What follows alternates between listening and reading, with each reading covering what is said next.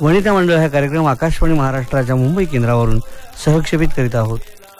लिंगोबाचा डोंगूर आवाळी गेला, लिंगोबाचा डोंगूर आवाळी गेला.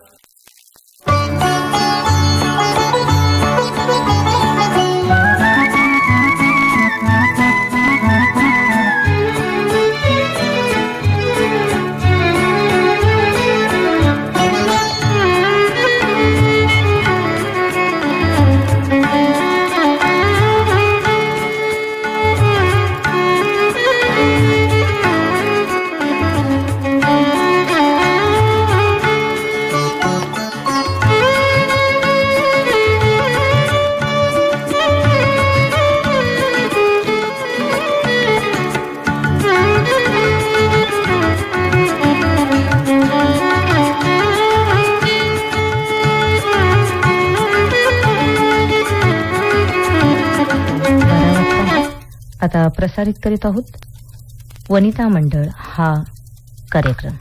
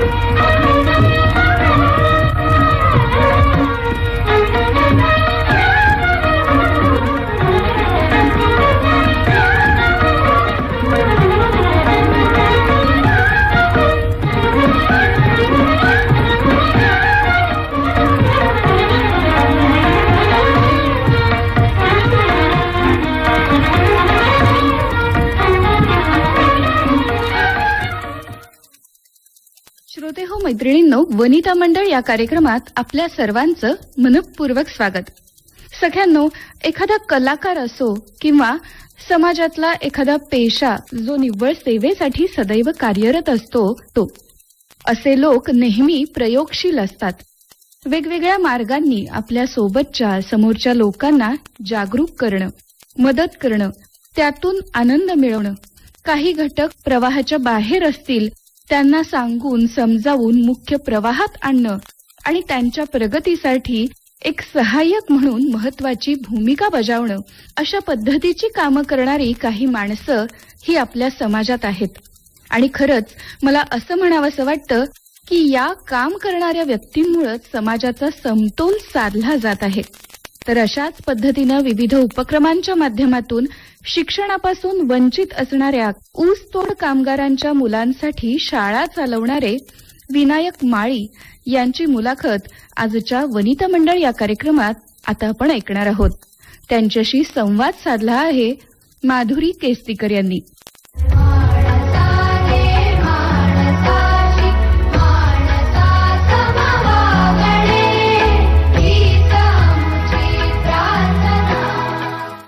श्रोते हो, नमस्कार. आजच्या या 21व्या शतकामध्ये सुद्धा खरं तर सगळ्यांना शिक्षणाचा हक्क असून सुद्धा सगळ्यांपर्यंत हे शिक्षण पोहोचत नाहीये. अशी अनेक मुलं आहेत जी शाळेपर्यंत पोहोचू शकत नाहीयेत. अशी अनेक मुली आहेत की ज्यांना मोफत शिक्षण असून सुद्धा शिक्षणाचा हक्क बजावता येत नाही. तर अशा सगळ्यांना या शिक्षणाच्या वाटेपर्यंत घेऊन जावं लागतं.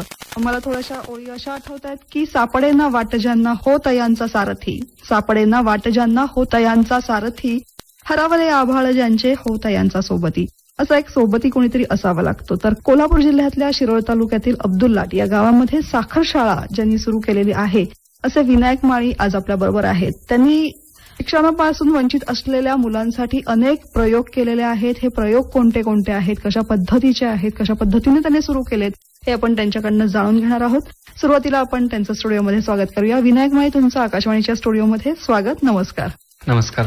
सुरुवातीला आम्हाला असं सांगा, तुमचं मूळ गाव कुठलं, तुमचं शिक्षण कुठे झालं? तर माझं मुख्यतः बालपण हे अब्दुल्लाट गावीच झालं. बर. मी तिथेच वाढलो. 1ली ते 10वी पर्यंत मी अब्दुल्लाट मधल्या शाळांमध्ये शिकलो.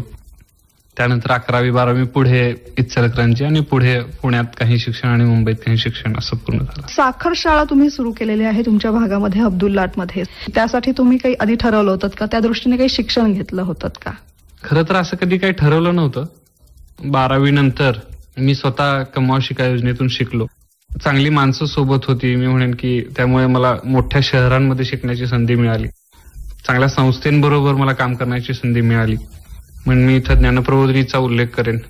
त्या संस्थेत मी काही काळ विद्यार्थी कार्यकर्ता म्हणून काम केलं. पुढे चांगल्या एका मोठ्या आंतरराष्ट्रीय कॉलेजमध्ये शिकायची संधी मिळाली, टाटा इन्स्टिट्यूट सारख्या मुंबईत. हा सगळा प्रवास विचारात घेता कुठंतरी वाटत होतं की आपण जिथून आलो त्या भागासाठी आपल्याला काहीतरी करता येईल का. आणि म्हणून की काही पुस्तकांचाही माझ्या आयुष्यावर तसा तितका परिणाम झाला. माणसं आणि काही पुस्तकं यांनी मला सांगितलं की तू परत तुझ्या गावी जा आणि तिथं काहीतरी कर. खरं तर अब्दुल्लाट सारख्या म्हणजे कोल्हापूर जिल्ह्यातल्या एखाद्या छोट्याशा खेडेगावातून तुम्हाला मुंबईपर्यंत जायची संधी मिळाली. तिथे तुम्हाला बऱ्याच नोकरींच्या संधी आलेल्या असतील. तर त्या सगळ्या नाकारून तुम्ही पुन्हा गावी परत येण्याचा जो निर्णय होता, नेमकं काय म्हणजे त्याच्या मागे होतं? मी म्हणेन की मी अब्दुल्लाटमध्ये बालोद्यान नावाची एक अनाथाश्रम आहे, तिथे मी काही त्या मुलांबरोबर राहायचो. आणि मला आजही तो प्रसंग आठवतो. मला पुण्याला ज्ञानप्रबोधिनीत गद्रे काकांबरोबर जायची संधी मिळाली आणि तेव्हा एक विद्यार्थी होता तिथं, वैभव पाटील नावाचा. तो म्हणाला, सर तुम्ही खरंच जाणार आम्हाला सोडून? मी म्हटलो हो. मी 6-7 वर्ष बाहेर होतो, परंतु वैभवचे तो प्रश्न मला नेहमी आठवायचा की मी पुन्हा परत गावात येईन काय नाही. पण मी म्हणेन की पुण्यात 4-5 वर्ष काम केल्यानंतर, मुंबईत एका चांगल्या इन्स्टिट्यूटमधून पासआउट झाल्यानंतर खूप संधी आजूबाजूला होत्या. टेस्टच्या कॅम्पसमधून मी सिलेक्ट झालो होतो. चांगला पॅकेज मला झालं होतं. परंतु मनात विचार होता की अरे वैभवच्या प्रश्नाचं उत्तर मी तेव्हा हो दिलं होतं. आणि मला असं वाटलं की नाही, आपण परत गावी गेलं पाहिजे आणि तिथं कुठल्या तरी प्रश्नावर आपण काम करायला हवं. तो विचार होता. आणि मी म्हणेन की पुस्तकं, कारभार माझ्या आयुष्यात खूप महत्वाचा होता आणि कारभारही गावी परत गेला होता. त्यामुळे असं काहीतरी आपण करावं असा सुद्धा विचार. पण एकीकडनं असं असतं की कुटुंबाचं एक स्वप्न असतं की आणखीन चांगले दिवस येऊ शकतात. आपल्या मुलाला जेव्हा बाहेर नोकरी लागते, शहरांमधून नोकरी लागते, तेव्हा आणखीन सुखाचे दिवस येऊ शकतात, अशी थोडीशी कुटुंबियांची पण अपेक्षा असते. मग त्यांनी या निर्णयाला कसं काय समर्थन दिलं किंवा कसा त्यांनी तो स्वीकारला तुमचा निर्णय? खरं तर जेव्हा मी असं शहरांमध्ये राहून परत गावी यायचा निर्णय घेतला तेव्हा बऱ्याच जणांनी मला वेड्यात काढलं की अरे हे काय, म्हणे सगळे गावाकडून शहरांमध्ये जायला प्रयत्न करतात आणि तू परत शहरातून गावाकडे येतोयस. नातेवाईकांनी तर हा वाया गेलाय, अशा पद्धतीनेच हे काय शक्य नाही, हे जे काय म्हणतोय ते. आई वडिलांना पण ते काय कळत नव्हतं हा काय करायला लागलाय. त्यांना एवढं माहित होतं की मी चुकीचं काय करायला नाही. आणि त्यामुळे ते म्हटले की ठीक आहे, करून बघ, कसं वाटतंय तुला. तो करून बघ हा सपोर्ट आई वडिलांचा सोबत होता. त्यामुळे हा निर्णय घेतला. कुठून सुरुवात केली? म्हणजे साखर शाळेपासूनच सुरुवात केली का त्याआधी काही उपक्रम होते? आम्ही टेस्टमध्ये असतानाच आम्ही मित्रांनी तिथल्या झोपडपट्टी भागांमध्ये काम चालू केलं होतं. मानखुर्द म्हणून एरिया आहे, तिथल्या झोपडपट्टीतल्या मुलांसाठी आम्ही विज्ञान खेळघर नावाचं केंद्र चालू केलं होतं. तिथंच एक आनंदनगर आहे, तिथं रविवारची कौशल्य शाळा आम्ही चालू केली होती. आणि मी म्हणतो की तो विचार कुठंतरी आतवर खोल बिंबत होता की गरजू मुलांपर्यंत आपल्याला पोहोचायला हवं. तर मी म्हणेन की सुरुवातीला जेव्हा मी परत आलो तेव्हा रुकडी हे माझ्या मित्राचं गाव होतं आणि तिथे आम्ही रविवारची कौशल्य शाळा असा उपक्रम चालू केला.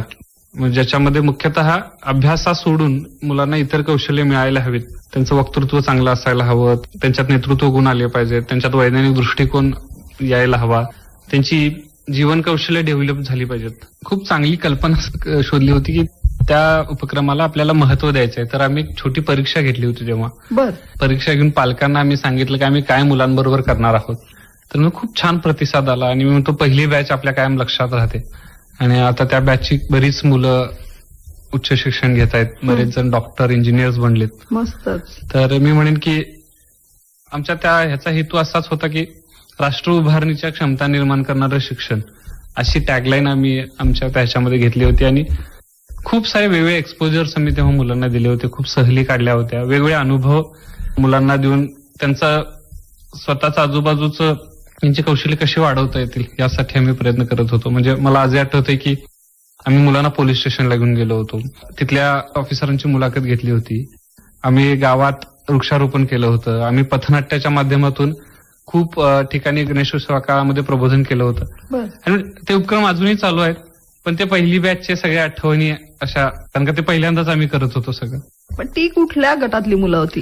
ती सगळी ग्रामीण भागातली, रुकडी, हातकलंगडे परिसरातली ती मुलं होती. ती जवळच्या जिल्हा परिषद शाळांमध्ये जात होती आणि मग त्यांना आम्ही निवडून घेतलं होतं. आम्ही खूप उपक्रम घेतला होता. मी प्रत्येक मुलाला 100-100 रुपये दिले होते आणि सांगितलं होतं की तुम्ही बँकेत ते जाऊन माझ्या अकाउंटला भरायचे.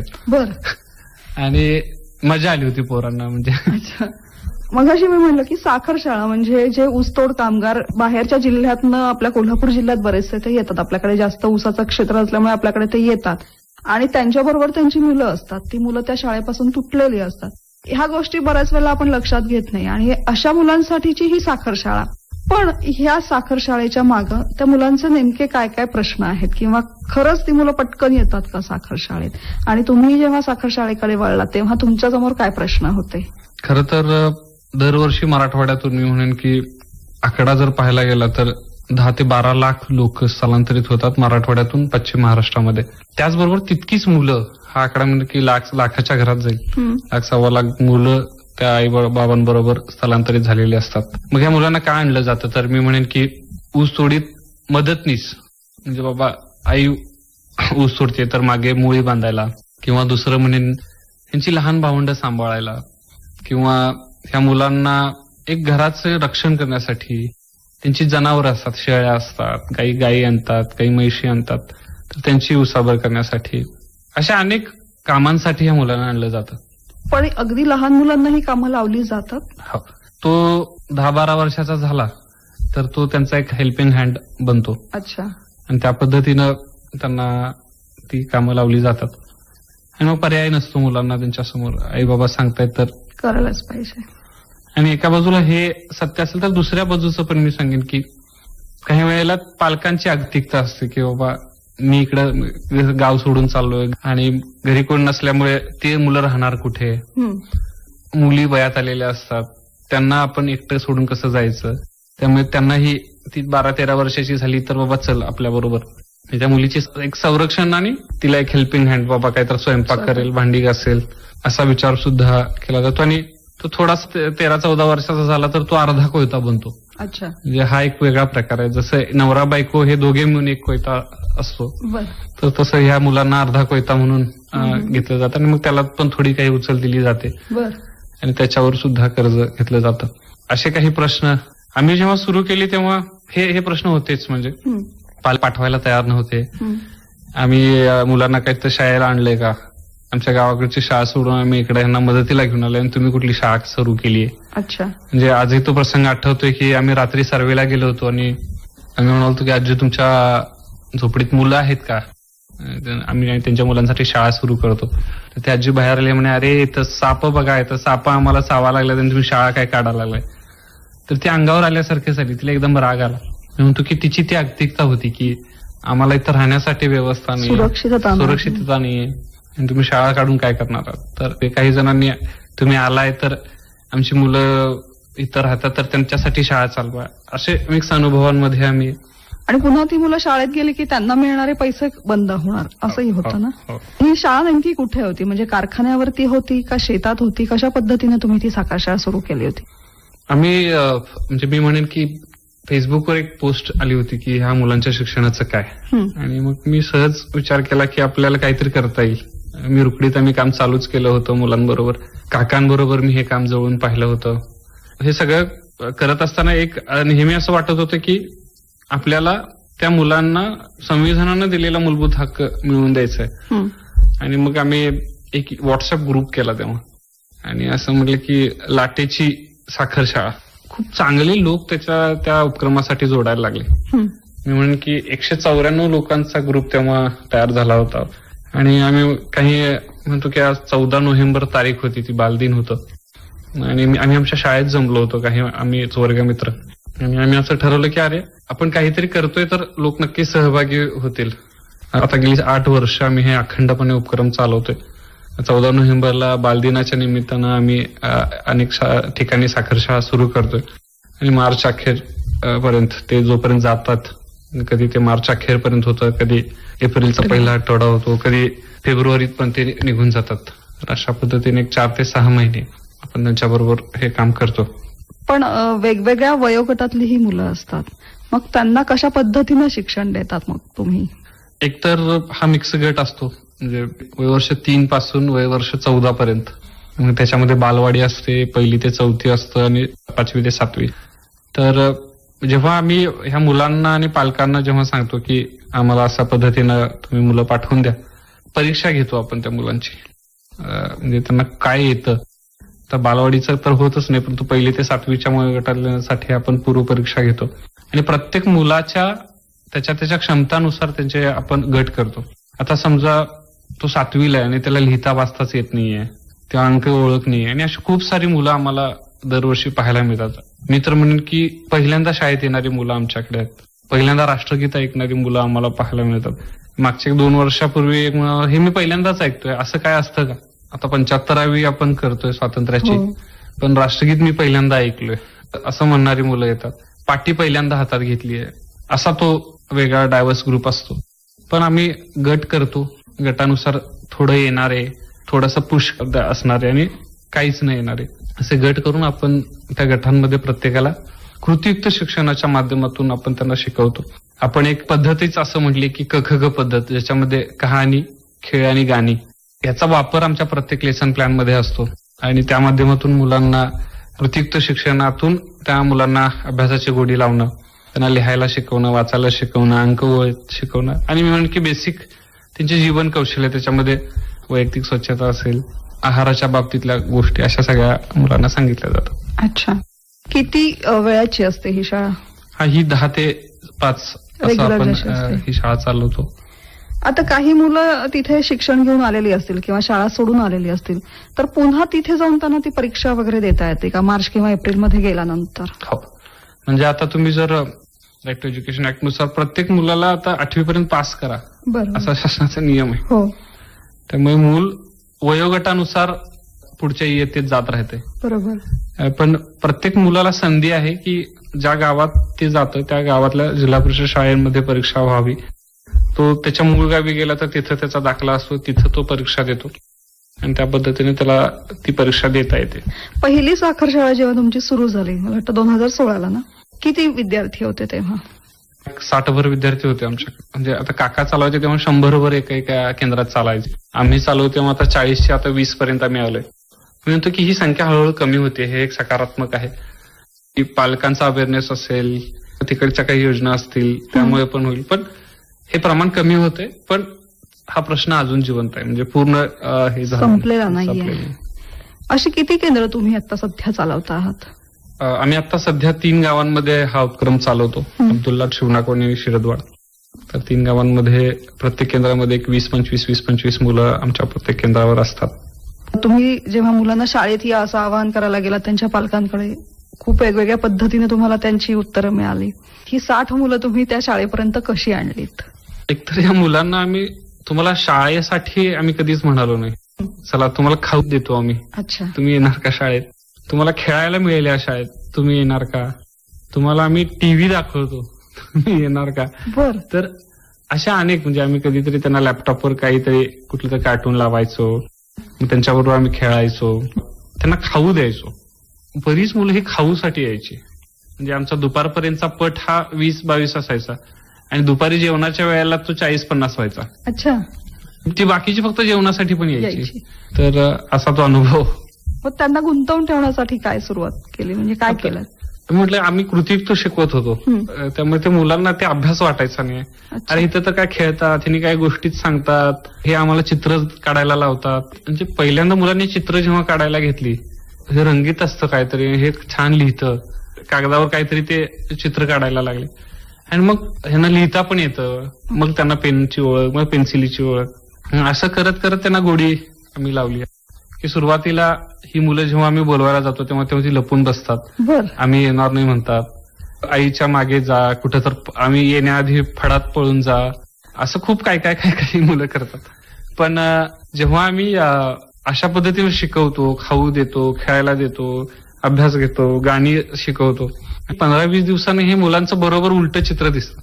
म्हणजे आमची शाळा 10ला चालू होती तर हे 9ला आमच्या शाळेच्या समोर येऊन बसतात, शाळा उघडा म्हणून. जेव्हा या मुलांना शाळा आवडायला लागते मग तेव्हा आम्ही म्हणतो मग आता शिकण्याची प्रक्रिया आपण सुरू कर.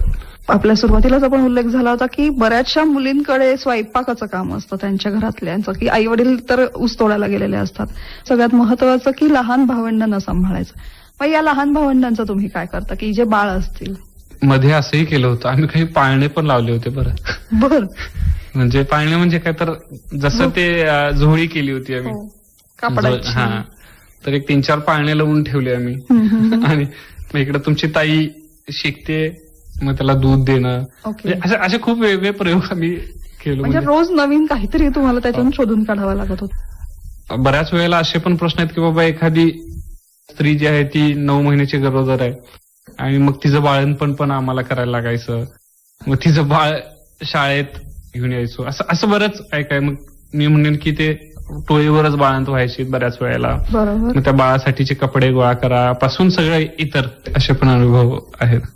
आणि मग ही इमारत कुठली होती, म्हणजे कुठे तुम्ही नेमकी ती शाळा भरवता? म्हणजे आमचा हेतू आहे की ज्या ठिकाणी टोळ्या पडतात तिथंच हे केंद्र आम्ही सुरू करतो.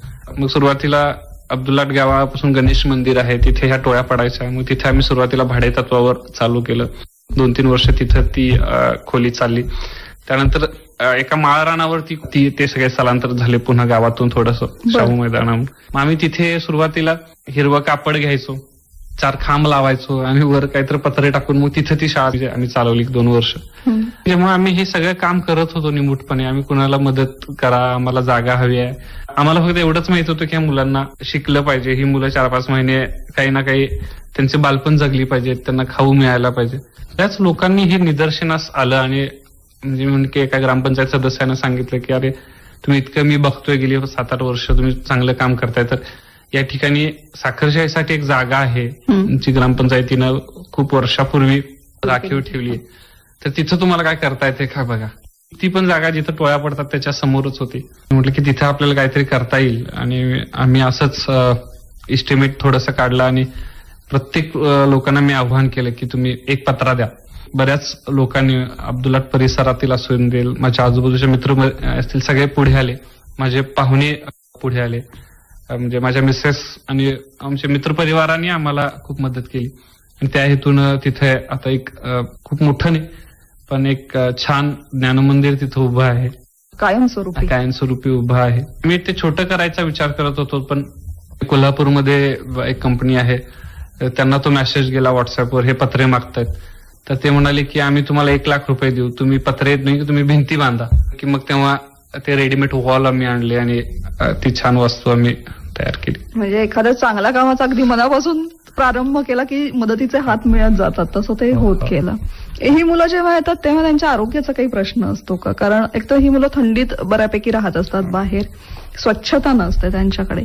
मग ही एकत्र आल्यानंतर त्यांच्या आरोग्याचे प्रश्न तुम्हाला जाणवतात का? बरीच मुलं ही मालन्यूट्रेट असतात, कुपोषित असतात आम्हाला दिसतात. त्यांचे पोट फुगलेले असतात, डोळे आत गेलेले असतात, त्वचा रोग खूप आपल्याला पाहायला दिसतात, जखमा खूप झालेल्या असतात. बऱ्याच वेळ खेळता खेळता यांचे बोट तुटतात.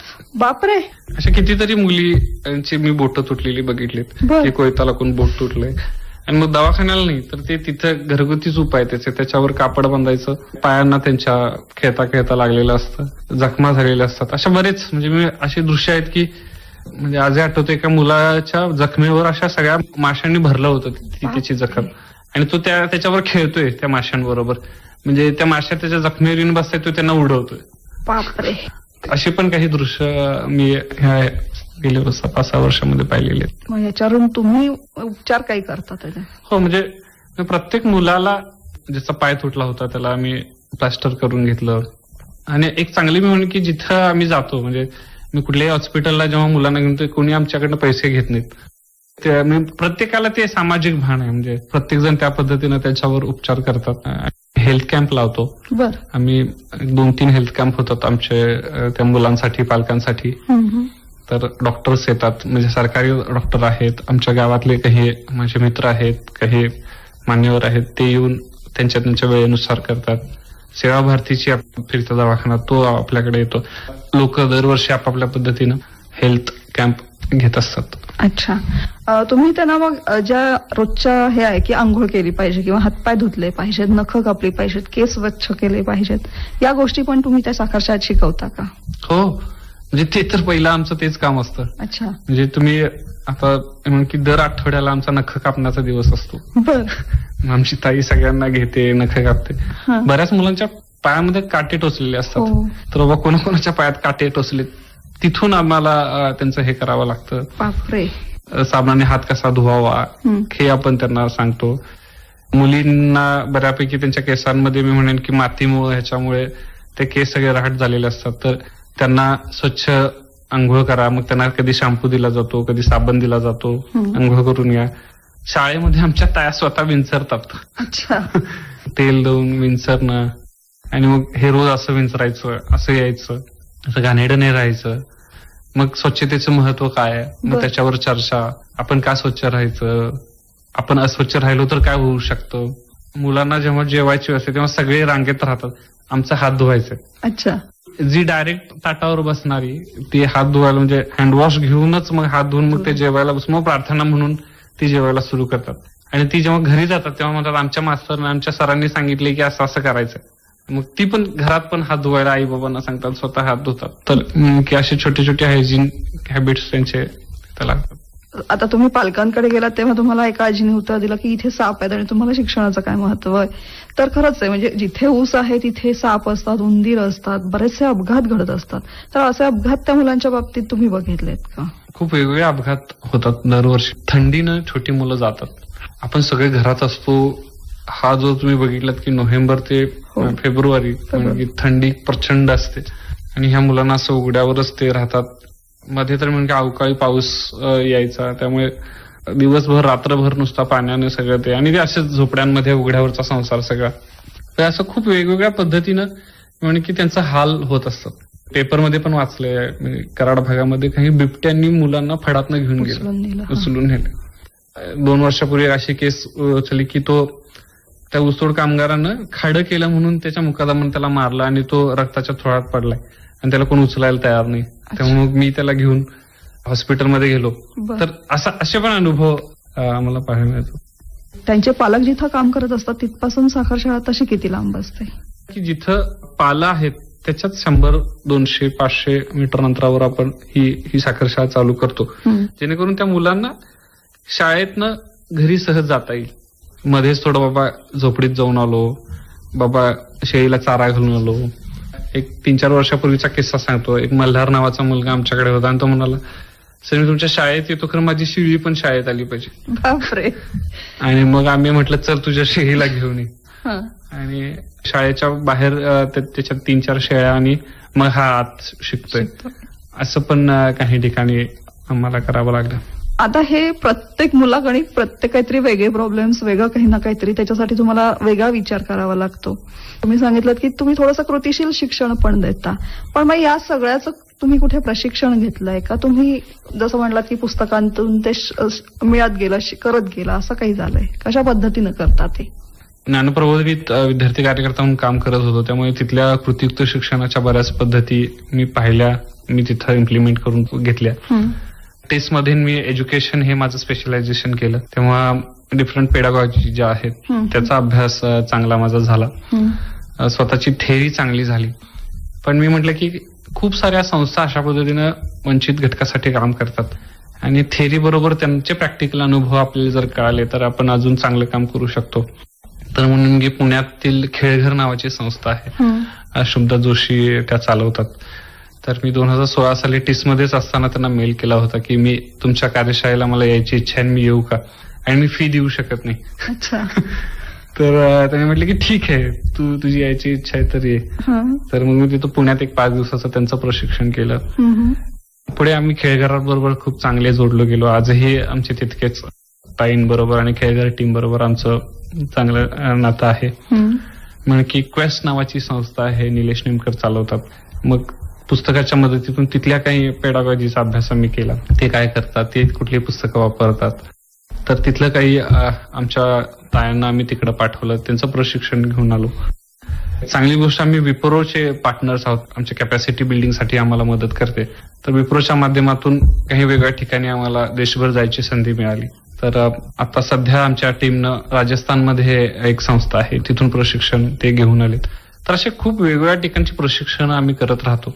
आम्ही आता रिसेंट आम्ही काही स्वतः वंचित घटकासाठी काम करणाऱ्या संस्थांसाठी आम्ही स्वतः एक प्रशिक्षण आमच्या इथं कंडक्ट केलं होतं. अच्छा. आणि मग त्याला आजूबाजूतल्या काही संस्थांनी त्यात सहभाग दाखवला होता. म्हणजे शिकणं ही प्रक्रिया निरंतर ठेवावी. म्हणजे एखादा लाकूड तोड्याचा जसा आपल्या कुऱ्हाडीला धार देतो, त्याचं काम सोपं होत जातं, तसं आपल्या बुद्धीला पण सारखी धार द्यावी लागते. खरं आहे. आणि आम्ही तो विचार सारखा ठेवत राहतो. कारण काळ बदलेल तसं पुन्हा समस्यांचा प्रकार सुद्धा बदलत जातो. त्याच्यामुळे नवीन काहीतरी शोधावं लागतं.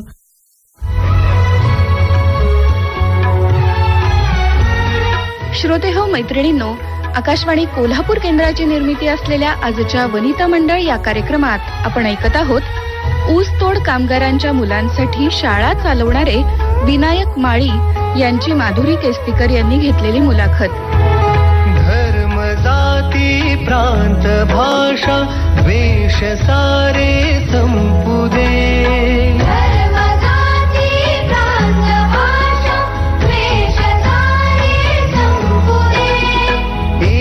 निष्ठा एक आशा एक रंगी रंगोली.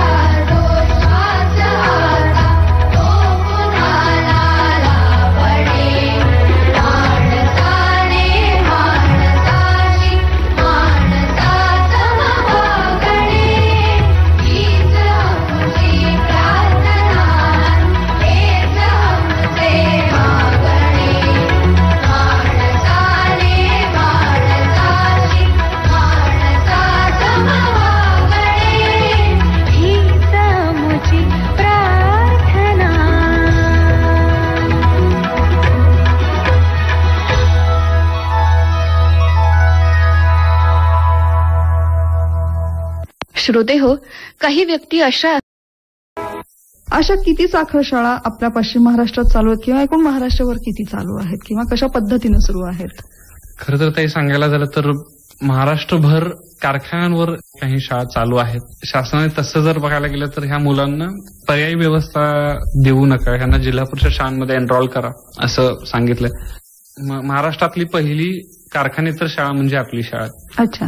महाराष्ट्रात अशा पद्धतीचं अनौपचारिक शिक्षण केंद्र नाहीये जे आपण चालू केले. खूप चांगल्या पद्धतीनं मला वाटतं की आम्ही त्या मुलांसाठी आमची टीम मनापासून काम करते. तिथून ते शिकून जाऊन तिथे परीक्षा देतात, तिथं काही अडचणी येतात किंवा नाही आम्ही घेणार त्या मुलांना किंवा त्यांची परीक्षा घेणार नाही असं काही केलं जातं? राईट टू एज्युकेशन ऍक्टमुळे त्यांना परीक्षा घ्यावीच लागतात. म्हणजे मूल तिथं आलं त्याच्या वयोगटानुसार तो जर त्या शाळेत एनरोल असेल, तो तिथं प्रेझेंट असेल तर परीक्षा घ्यावीच लागतात. पण आम्ही खूप चांगला फॉलोअप ठेवतो प्रत्येक मुलाबरोबर त्याचं प्रेझेंटी कार्ड, त्याचे आम्ही घेतलेल्या परीक्षा अशा आम्ही त्यांना त्यांच्याबरोबर पाठवत राहतो. त्या शाळेतल्या शिक्षकांना सांगतो इकडे मुलं आली आहेत आमच्याकडे आणि आम्ही त्यांच्या अभ्यास केंद्रांमध्ये त्याचा अभ्यास चालू आहे. संपर्क असतो आमचा संपर्क असतो. मुलं तिकडे गेल्यानंतर पण आम्ही त्यांना पत्राच्या माध्यमातून, फोनच्या माध्यमातून त्यांच्या संपर्कात राहतो. गेली 3-4 वर्ष आम्ही शिक्षणवारी हा उपक्रम हाती घेतलाय. तर इकडे आषाढ वारी निघते तर आम्ही त्याच दरम्यान त्या मुलांना भेटायला, ती खरंच शाळेत जातात का नाही हे पाहण्यासाठी आम्ही एक 10-15 दिवस आमची व्हॅन काढतो आणि प्रत्येक मुलाला संपर्क करत आम्ही तुमच्या भागात येतोय, तुमच्या शाळेत येतोय आणि मग त्या मुलांना भेटतो, तिथं शाळांमध्ये जातात का नाही. आणि सांगायला आनंद होतोय की आमची एक 80 ते 90% मुलं ही नियमित शाळांमध्ये चाललेत, तिकडे परीक्षा द्यायला लागलेत, पास व्हायला लागलेत, पुढचे शिक्षण घ्यायला लागलेत. अच्छा. सध्या या मुलांकडे मोबाईल असतो? हो, पालकांकडे मोबाईल असतो. आता मागच्या 1 वर्षापूर्वीचा सांगतो की अशोक नावाचा मुलगा होता, त्याला मोबाईलचं खूप वेळ होतं पण बॅलन्स असायचा नाही ते. पण आम्ही त्याला हळूहळू सांगितलं की मोबाईल घरी ठेवून येत जा, आईबाबांकडे जात. आणि ते पण असं मी म्हणे की खूप चांगले स्वरूपात असायचे नाहीत, कधी स्क्रीन गेलेली असायची. ही साखर शाळा चालवत असताना जे आसपासचे गावकरी असतात त्यांचा रिस्पॉन्स कसा असतो, किंवा कधी असं हे झालं नाही की या मुलांमुळे त्रास होतोय, असं कधी कुठल्या केंद्रावर झालं का? असं कधी आम्हाला अनुभवायला आलं नाही. फक्त खरं एक म्हणजे काही वाईट अनुभव असे सांगेन की जेव्हा सुरुवातीला मी या मुलांसाठी आपण शाळा चालू करणार तेव्हा मी बीएड जे झालेत अशांना आव्हान केलं होतं की तुम्ही आमच्या शाळेत शिकवायला या, मला मदत होईल. आणि तुम्ही एका प्रक्रियेतनं गेलेला आहात. थोडेसे असे निगेटिव्ह फीडबॅक आले की ह्या गबाळ्यांच्या पोरांना काय शिकवायचं, अच्छा ही काय शिकणार आहेत, ही काय करणार आहेत पुढे. तेव्हा थोडासा उदास झालो. म्हणजे आपण मग तेव्हा मी ठरवलं की बीएड धारकांना आपण कधी आपल्या संस्थेत घ्यायचं नाही. आपण म्हटलं की मग कुणाला घ्यायचं, तर मी क्रायटेरिया लावला की ज्या शिक्षकाला आई व्हायचंय त्यांना आपल्या ह्या संस्थेत काम करावं. तर मग बऱ्यापैकी 12वी झालेल्या काही ताया, म्हणजे मी म्हणे की त्या सुना आहेत त्या गावातल्या किंवा ग्रॅज्युएट झाल्यात, कधी तिने शिकवलं नाहीत. मग त्यांना मी बोलवलं की तुम्ही असंही करायचं, ह्या मुलांच्या तुम्ही आई होऊ शकाल का, कसं शिकवायचं, काय शिकवायचं ते सगळं आम्ही करू, आम्ही तुमचं प्रशिक्षण घेऊ. तर सगळ्या त्या ताईंनी ही जबाबदारी स्वीकारली. म्हटली की आम्हाला शिकवायला येत नाही परंतु ह्या मुलांची आम्ही आई नक्की बनू. अशा प्रत्येकीला आम्ही प्रशिक्षण दिलं, तिला शिकवण्याच्या पद्धती सांगितल्या, तिला काही वेगळ्या प्रशिक्षणाला आम्ही पाठवलं. तिची स्वतःची कॅपॅसिटी इतकी छान बिल्ड केली की आता बीएड पेक्षाही छान कृती तासिका आमच्या ताया घेतात. आणि मला अभिमान आहे की मी त्यांचंही शिक्षण चालू ठेवलं. म्हणजे आता ती 12वी झाली तर तिला म्हटलं की नाही तुम्हाला ग्रॅज्युएशन करायचंय आता, आणि मी त्यांना फोर्स करून की तुम्ही ऍडमिशन घ्या. तर माझ्या आता 3-4 ताया या मुक्त विद्यापीठातून ग्रॅज्युएशनसाठी पुढे शिकतात की त्यांच्यात एक वेगळाच कॉन्फिडन्स आलाय. मी खूप कमी मानधन त्यांना देतो पण त्या म्हणतात की ह्यातनं जो मला आनंद मिळाला किंवा यातनं जो आम्हाला आत्मविश्वास मिळालाय तो कुठे मिळाला नाही. या मुलांबरोबर त्यांचंही आयुष्य समृद्ध होऊन गेलं. हे झालं साखर शाळेविषयी, पण त्याचबरोबर तुम्ही शिक्षणामध्ये अनेक वेगवेगळे प्रयोग केलेले आहेत. त्याच्यामध्ये फिरती प्रयोगशाळा हा एक तुमचा प्रयोग आहे. काय त्याच्या मागची नेमकी संकल्पना आहे? खरं तर हे कोविडमध्ये मला सुचलं की जर मुलं शाळेकडे येत नाही तर शाळेने मुलांकडे गेलं पाहिजे. तेव्हा तो विचार कसा पूर्ण करता येईल. आणि कोविडमध्ये शाळा बंद झाल्या होत्या, बरीच मुलं मी म्हणेन की गावातली असतील ही मुलं बाहेर पडत नव्हती. आणि मग तेव्हा मी माझ्या मिसेसला म्हटलं की सारशा आपल्याला असं काहीतरी करता येईल. आणि मग आम्ही काही लोकांनाही विचारलं की आम्हाला अशा पद्धतीनं फिरती शाळा करायची, फिरती प्रयोगशाळा करायची. तर मग ते काही जमलं नाही.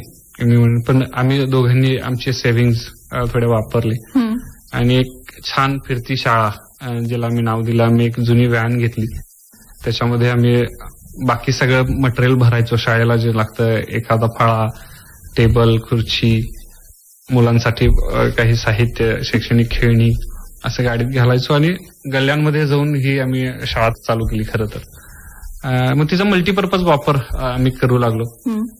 मग जेव्हा ही ऊसतोड कामगारांची मुलं यायची तेव्हा मग चला ह्या मुलांना त्यांच्या टोळीवर जाऊन मग ह्याच्यामध्ये आम्ही अशी व्यवस्था केली होती की तिथं लाईट असेल, ते थोडासा प्रकाश तिथं मिळेल. टोळीवर जाऊन सुरुवातीला बाबा गोडी, बाबा काहीतरी इथं शाळा आहे. आणि कारण काही मुलं भेटायची पण नाहीत आम्हाला. मग 7:30-8ला आम्ही तिथं जाऊन मग ती शाळा लावायचो 9-9:30 वाजेपर्यंत. आणि मग असं रोज शिकायला तुम्हाला इकडे ह्या शाळेत यायला लागेल. तर अशा पद्धतीनं त्याचा वापर केला. विज्ञानाची आवड होती आणि कृतीतून शिक्षण, आणि विज्ञान हे खरं तर कृतीतूनच शिकवायचं. म्हणजे ते वाचून न दाखवता मग आम्ही तो विचार असा केला की ही फिरती शाळा जिल्हा परिषद शाळांना उपयोगाला येईल का. 6वी-7वीच्या मुलांसाठी आपल्या त्यांच्या शाळेतले प्रयोग आपण लॅबमध्ये आमच्या या फिरत्या शाळेमध्ये टाकले. स्टेमचे काही मॉडेल्स आम्ही परचेस केले, बाहेरून काही खरेदी केले जे मोठ्या विज्ञान केंद्रांमध्ये पाहायला मिळतात. नेहरू विज्ञान केंद्र आहे मुंबईचं किंवा पुण्याचं पिंपरी चिंचवडचं विज्ञान केंद्र आहे. म्हणजे त्याच त्या मोठ्या केंद्राचं छोटे मॉडेल्स तयार केले. मग ते जाऊन आपण मुलांना दाखवायचं आणि मग विज्ञान केंद्रच त्यांच्या भेटीला येईल असा विचार करून. म्हणजे एकूणच अभ्यासामधल्या मुलांची रुची वाढली पाहिजे की फक्त शाळेतला जो छापील अभ्यास आहे तो अभ्यास नाहीये, तर अभ्यास म्हणजे खरं तर जो आनंद आहे हे त्या मुलांच्या मनावरती बिंबवलं गेलं पाहिजे. आणि खरं तर मी म्हणेन की वैज्ञानिक दृष्टिकोन हा खूप महत्वाचा भाग आहे, तो मुलांपर्यंत रुजायला हवा. म्हणजे मुलांनी प्रश्न विचारायला हवेत, त्यांना प्रश्न पडायला हवेत असाही विचार, आणि विज्ञान ते करायला सांगतं.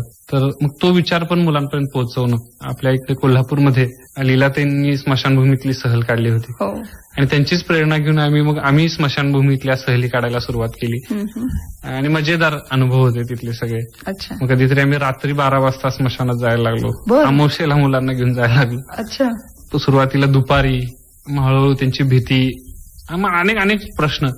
मग आजूबाजूच्या वेगळ्या अंधश्रद्धांवर आम्ही मुलांशी बोलतो. त्याच अनुषंगाने तुमच्याकडे येते की तुम्ही तुमच्या पत्नीला त्या गरोदर असताना सूर्यग्रहण बघायला, म्हणजे तुम्ही दोघांनी ठरवून ते बघितलेलं होतं. पण त्या प्रश्नाकडे जाण्याच्या आधी मी असं विचारते की आपले कुटुंबीय असतात, आपले आई वडील असतात, त्यांचं आपल्यावरती प्रेम असतं. आपण काही थोड्याशा वेगळ्या वाटा जरी चोखाळल्या तरी ते आपल्याला सांभाळून घेतात, आपल्याला विश्वास असतो. पण एखादी मुलगी बघत असते की आपल्या पतीचा चांगला भरभक्कम पगार पाहिजे, काहीतरी चांगली नोकरी पाहिजे, अशी विचारसरणी असते. तुमच्या पत्नीचं आणि तुमचं लव्ह मॅरेज आहे, अरेंज मॅरेज आहे का, कसं काय तुमचं जुळलं? खरं तर हे लव्ह अरेंज मध्ये आम्ही एक वेगळी टर्म वापरली, आम्ही व्हॅल्यू मॅरेज असं म्हणतो. व्हॅल्यू मॅरेज मी असं का म्हणेन, कारण सारशा ही एका सुखवस्तू कुटुंबातली आहे. तिलाही लहानपणी बाळकडू मिळाले होते की आपल्या लोकांसाठी काहीतरी करा, आणि तिचे बाबा ते नित्यानं करतात आणि तीही अशाच पद्धतीचा जीवनसाथी शोधत होती की जो समाजात काहीतरी करतोय. खरं तर सारशा आणि मी भेटलो ते एका यात्रेमध्ये, सुरजन यात्रा म्हणून होती, ज्या सामाजिक संस्था असतात त्यांना आम्ही भेट देतो. तर शिवम प्रतिष्ठान त्यांनी ती यात्रा काढली होती. आम्ही भेटलो, मग सुरुवातीला चांगले मित्र झालो. मग तिनं आमच्या संस्थेत काही काळ स्वयंसेवक म्हणून काम केलं. मी थोडासा रवींद्र कोल्हेंचं पुस्तक वाचलं होतं, रवींद्र कोल्हेंना मी प्रत्यक्ष ऐकलं होतं. ते दोघे खूप चांगलं काम करतायत. किंवा मी प्रकाश आमटे, मंदाकिनीताईंना वाचलं होतं, त्यांना भेटलो होतो. म्हणजे अशी खूप आयडियल जोडपी माझ्या डोळ्यासमोर होती. आपल्याला पण एक चांगला जोडीदार भेटला तर आपण खूप चांगलं करू शकतो. विचार व्यवस्थित जमले, आपण जो प्रश्नांवर काम करायला तो त्या प्रश्नाचं कारण जर दोघांना सारखं वाटत असेल तर आपण एकत्र येऊ शकतो. खरंय. तर त्या हेतून सारशा माझ्या आयुष्यात आली. आणि मी म्हणेन की आम्ही खूप साध्या पद्धतीनं, म्हणजे आम्ही 200 रुपयात लग्न केलं. दोघांच्या आई वडिलांना विश्वासात घेऊन 2-3 वर्ष थांबलो, कारण का मी हे काम करतो हे त्यांच्या आई वडिलांना पण बाबा हे माझ्या मुलीचं भविष्य काय, तर हा म्हणतोय असं करायचं तसं करायचं. 2-3 वर्षानंतर त्यांनाही कळालं की आम्ही व्यवस्थित होऊ शकतो आणि मग आम्ही त्या पद्धतीने एकत्र आलो. आणि लग्न केल्यानंतर सुद्धा तुमचा थोडासा असा एक विचार होता की हीच सगळी मुलं आपली मुलं आहेत, तर आपलं स्वतःचं मूल नको. तो एक हे घेतलं की आता मूल होऊ दे. सारशा मॅडम गरोदर असताना तुम्ही सूर्यग्रहण त्यांना दाखवायचा एक निर्णय घेतला होता, ते काय नेमकं होतं? तर खरं तर आम्ही सुरुवातीला तोच विचार केला होता की आपलं बायोलॉजिकल मुलं आपण करायचं नाही आणि ही मुलं ही आपलीच मुलं आहेत. जेव्हा मला लोक विचारायची तुम्हाला किती मुलं आहेत, तेव्हा ही 200 मुलं माझीच आहेत असं मी उत्तर द्यायचो. आणि त्यामुळे तो विनोदाचा भाग होऊन जायचा. पण म्हणतो की तिचे काही थोडेसे पोटाचे प्रश्न होते आणि मग त्यामुळे डॉक्टरने सांगितलं की तुम्ही एक चान्स घ्या. त्यामुळे दोघांनी तेव्हा तो चान्स घेतला. जेव्हा सारशा गरोदर होती तेव्हाच मी किस्सा सांगेन की ते ग्रहण होतं, घरातनं प्रेशर सुरू झालं होतं की तिला बाहेर काढू नकोस, दाखवू नकोस, असं तसं. पण म्हणतो की तिच्या बाबांचे संस्कार तिच्यावर होते की तिचे बाबा म्हणायचे की फक्त थिंक सायंटिफिकली नाही तर ऍक्ट सायंटिफिकली व्हायला पाहिजे. म्हणजे आपण लोकांना जर वैज्ञानिक दृष्टिकोन सांगतोय, तिचा विश्वास तिच्या वडिलांवर होता, माझ्यावर होता. ती म्हटली की काय होत नाही, आपण हे करायचं आणि बाकी आजूबाजूतल्या लोकांना, मुलांनाही दाखवायचं. तर तिने ते सगळे नियम मोडले. आम्ही आजूबाजूच्या मुलांना बोलवलं, आम्ही ते ग्लास आणलेले आणि छान आम्ही ते सूर्यग्रहण दाखवला आणि मी म्हणलं की मला खूप चांगला मुलगा जन्माला आला. त्याचं नाव आम्ही चारवाक ठेवलंय. अच्छा, तुम्ही सांगितलं की कौशल्य शाळा जी तुम्ही सुरुवातीला केली होती त्यातली मुलं आज डॉक्टर आहेत किंवा मोठमोठ्या पोस्टवरती आहेत. साखर शाळेतल्या मुलांनी पुढे काय प्रगती केलेली आहे? कमी प्रमाणात ते प्रमाण मला दिसेल, पण तो काही मिळून अखिलेश आमचा ITI झालाय, प्रेम आमचा 10वी पास झालाय, की जयपाल जो आहे तो 9वी शिकला परंतु तो ट्रॅक्टर ड्रायव्हर झालाय, पण तो आमच्या आजही संपर्कात आहे. अशी खूप सारी मुलं जी आहेत ती संपर्कात आहेत आणि भले त्यांनी करिअर खूप केलं नाही पण त्यांना लिहायला येतंय, वाचायला येतंय, अंक गोळ म्हणजे त्यांना कोणी फसवू शकत नाही. हा एक विचार घेतलाय.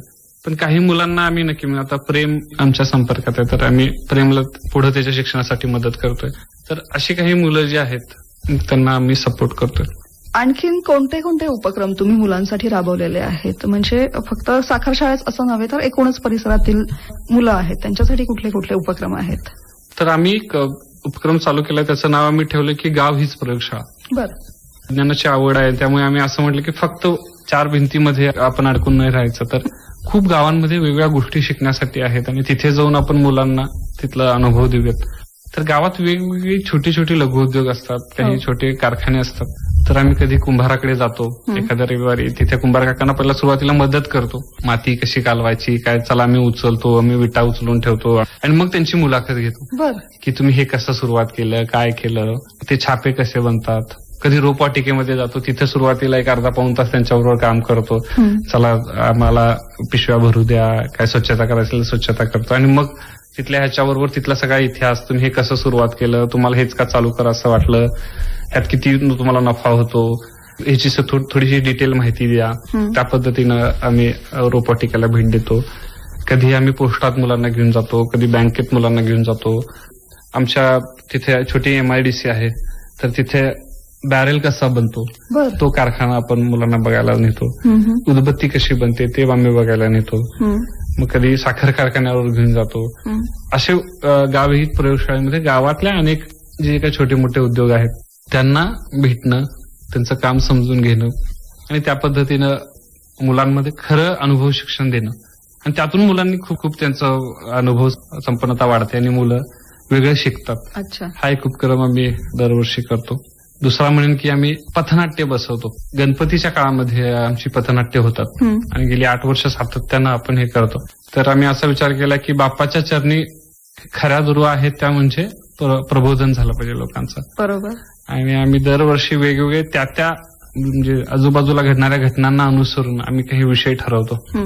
कोविड पासून कसं सुरक्षित राहावं याबद्दलचं पथनाट्य बसवलं होतं किंवा महापुरामध्ये आपण महापुरातून सावरूया अशा पद्धतीचं पथनाट्य बसवलं होतं. तर आम्ही रिसेंट आता मतदानासाठी मतदान जागृती असं पथनाट्य बसवलं होतं. मग असं वेगवेगळ्या पथनाट्यातून मुलांचा जीवन कौशल्याचा विकास असं उपक्रम आपण करतो. असे वेगवेगळे उपक्रम आमचे चालू राहतात. आम्ही काल सहली काढतो, तिथल्या जे विविधता दाखवतो, आकाश निरीक्षण आपण करायला शिकवतो, पक्षी निरीक्षणाचं मुलांना ओळख करून देतो, वेगवेगळी शिबिरं आपण घेत राहतो. मग ती विज्ञान शिबिरं असतात, ती सहजीवन शिबिरं असतात आणि त्या शिबिराच्या माध्यमातून त्यांना वेगळे अनुभव देत राहणं.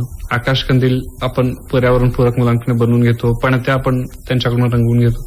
विक्री कौशल्याच्या माध्यमातून मुलं पणत्या विक्री करतात आणि त्यातून आपल्या दिवाळीचा ड्रेस घेतात. असे अनेक उपक्रम आमचे चालू असतात. खरं तर आईंचं प्रबोधन व्हायला हवं असं आम्हाला नेहमी वाटतं. कारण का आई ही खूप आई जर निर्णय घेतली तर मग घरातल्या सगळ्या गोष्टी पुढे जाऊ शकतात आणि मुलाच्या जडणघडणीत आईचा वाटा मोठा असतो. तर 2 वर्षापूर्वी आम्ही आईंची शाळा पण रात्री चालवली. बऱ्याच जणांना आलं की सर आम्हाला पण सही करायला शिकवा. तर सारशाने ती शाळा चालवली. कधी त्यांना सुरुवातीला त्यांची आवडती ओव्या वगैरे म्हणून आम्ही शाळेची सुरुवात करायचो आणि काय बऱ्याच जणांना आम्हाला बसची हे तर वाचता आली पाहिजे, पाटी वाचता आली पाहिजे, इथपर्यंतचा प्रवास आणि आम्हाला लोक आम्ही अंगठा छाप म्हणतो, आम्हाला सही तर शिकवा. ओके. हा एक उपक्रम आम्ही राबवला होता. ह्या आईंना शिक्षणाचं महत्व कळावं यासाठी आपण हळदी कुंकवाचा कार्यक्रम घेतो आणि त्या कार्यक्रमाला सगळ्या त्या उपस्थित असतात कारण का त्यांचं कुंकू असतं. बरोबर. तेव्हा आम्ही सायकोलॉजिस्टना बोलवतो, काही प्रबोधनकारांना बोलवतो आणि त्यांच्याबरोबर संवाद करायला सांगतो. आम्ही दिवाळीचा एक उपक्रम करतो.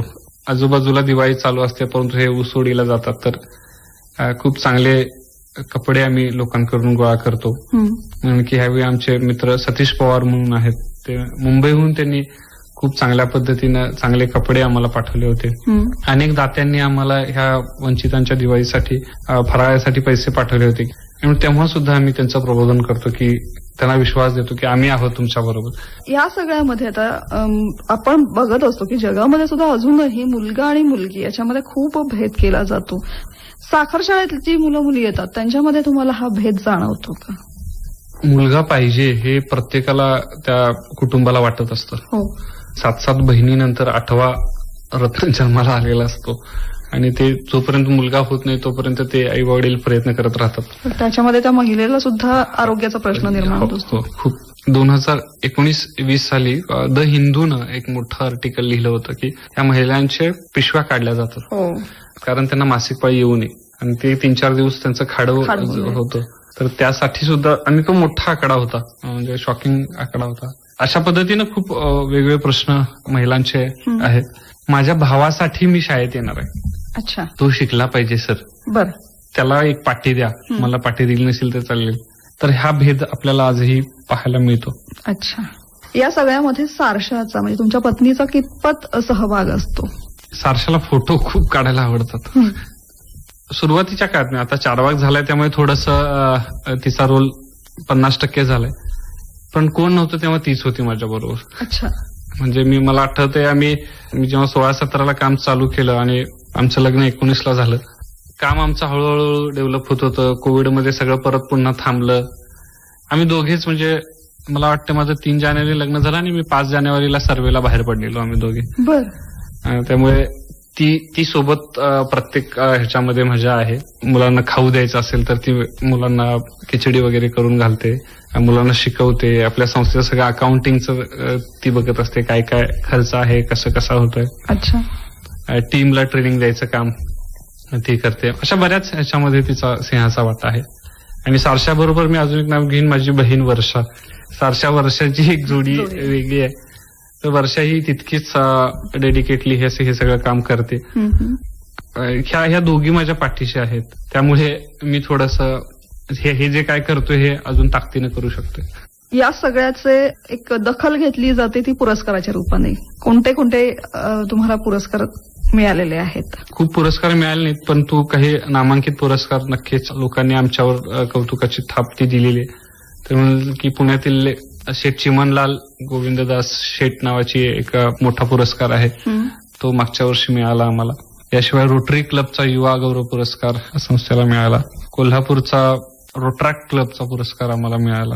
याशिवाय म्हणून की काही चांगल्या इन्क्युबेशनचे पार्ट आम्ही झालो. टीच फॉर इंडिया म्हणून एक संस्था आहे, त्यांचं इन्क्युबेशनचा पार्ट मी झालो. विप्रो फाउंडेशनचा विप्रो सीडिंग फेलो मी राहिलोय. तर त्यानंतर अशा अनेक ज्या सोशल सेक्टरमध्ये मदत करतायत, अनलिमिटेड इंडिया म्हणून एक आहे, त्यांच्या एक इन्क्युबेशनचा पार्ट मी राहिलोय. प्रवाह नावाची चेंजलूम दिल्लीची जी संस्था आहे, त्यांचा काही थोडीशी सीड अमाऊंट आणि थोडं ट्रेनिंग असं ह्या सगळ्यांनी आम्हाला आमच्या कामाला दिलेलं आहे. शासनाची याच्यात कितपत मदत होते किंवा शासनाच्या ज्या योजना आहेत त्याचा काही तुम्हाला फायदा होतो का? आम्ही आजपर्यंत शासकाचं 1ही रुपयाचं अनुदान आम्ही घेतलं नाही, पण मी म्हणेन की शासनाकडे खूप ताकद आहे हे प्रश्न सॉल्व्ह करण्यासाठी. मी म्हणेन की मदत जर म्हणाल तर आमच्या ह्या मुलांना दुपारचा पोषण आहार आम्ही यांच्याकडे आम्ही विनंती करतो की तुम्ही थोडंसं त्यातलं हे द्या. ती प्रक्रिया चालू होते, म्हणजे पण आम्ही त्यांना अप्रोच करतो, त्या पद्धतीनं तिकडून जे काय मदत होत असेल तर ते. भविष्यामध्ये तुमचे काय उपक्रम आहेत किंवा काही ठरवलेलं आहे? खरं तर एक स्वप्न आहे की ह्या मुलांसाठी जी स्थलांतरित होतात, हा तर प्रश्न कायम चालूच राहील. म्हणजे स्थलांतर आहे की मुलं येणार, अनेक चाळण्यांमधून ही मुलं इकडे येणार. दीर्घकाळी स्वरूपात जर म्हणाल तर आमचं आहे की ह्या शाळा बंद व्हाव्यात असं एक आम्हाला वाटतं. कारण की मुलांचं स्थलांतर होऊ नये आणि ती गावातल्या त्याच भागात राहावीत. पण एक निवासी संकुल पण विचार आहे की बाबा ह्या मुलांना उच्च शिक्षणापर्यंत आपण मदत करायची असेल तर एखादं निवासी संकुल, एखादं हॉस्टेल आपण मुलांना भविष्यात करूयात. आणि ते मी म्हणेन की सर्व त्याच्या फक्त अभ्यासाचं नाही तर इतर सगळी कौशल्य विकास त्या मुलाचा त्याच्यामध्ये व्हावा, त्याला जीवनोपयोगी ज्ञान देऊन तो एक चांगला नागरिक बनावा या हेतून एक विचार भविष्यामध्ये आपण करतोय. आता तुम्ही 3 केंद्र सध्या चालवताय, कसं त्या 3 केंद्रामध्ये मॅनेज करताय मग? तर प्रत्येक केंद्रामध्ये आमच्या 2-2 ताया आहेत, शिक्षिका आहेत. त्या म्हणजे म्हणून की प्रत्येक गावामध्ये तिथल्या ग्रामपंचायतीला आपण विश्वासात घेतो की आपली मदत आमच्या प्रकल्पाला हवी आहे. तर मग त्या पद्धतीने ती ग्रामपंचायत येते, तिथल्या व्यवस्था आपण करतो, जागा आपण शोधतो आणि मग त्या पद्धतीनं आमच्या शिक्षिका आणि कोऑर्डिनेटर असतो जो तो ते पूर्ण ते व्यवस्थित होतंय का नाही, मुलांचे काय प्रश्न आहेत का, शिक्षकांचे काय प्रश्न आहेत का, त्या पद्धतीने तो बघतो. अच्छा. साधारण हा ऑक्टोबर ते मार्च हा हंगाम असतो. ही मुलं जाताना काय वाटत असतं? म्हणजे तुम्ही म्हणतात असं की त्यांनी परत येऊ नये, त्यांनी तिथेच राहावं, पुन्हा शिक्षण घ्यावं असं वाटतच असतं, पण ती एक भावना काय असते? जीव तर लावलेला असतोच. मी म्हणेन की पोरं येऊ नयेत असं वाटत असतं, पण ती जाऊन तिचा फोन पण करतात. आता मोबाईलमुळे ते इतकं हे राहिलं नाही, पण सर आम्ही आता गावात पोहोचलो, बरं आम्ही शाळेत चाललोय, आम्ही पेपर देणार आहे. मग माझ्याबरोबर किंवा आमच्या सगळ्या शिक्षिकेंबरोबर त्या मुलांचा जास्त संवाद असतो. त्यामुळे थोडंसं वाटतं की ती जावीत आणि तिकडेच शिकावीत, जड अंतकरणानं पण त्या मुलांनी जीव लावलेला असतो. त्यामुळे त्यांना आम्ही दरवर्षी मी प्रत्येक मुलांना बरोबर घट्ट आम्ही मिठी मारतो. अच्छा, एक सोहळाच असतो तो. तर विनायक माळी, अब्दुल्लाट, तालुका शिरोळ, जिल्हा कोल्हापूर इथे ते साखर शाळेचं काम करतात. ते आज आपल्या आकाशवाणीच्या स्टुडिओत आले. त्यांनी अतिशय उत्तम त्यांचे अनुभव आपल्याला सांगितले. ते करत असलेले वेगवेगळे प्रयोग त्याच्याविषयी त्यांनी आपल्याला माहिती दिली. विनायक सर, तुम्ही आज इथे आलात त्याबद्दल आकाशवाणीच्या वतीने तुमचे मनपूर्वक धन्यवाद. धन्यवाद.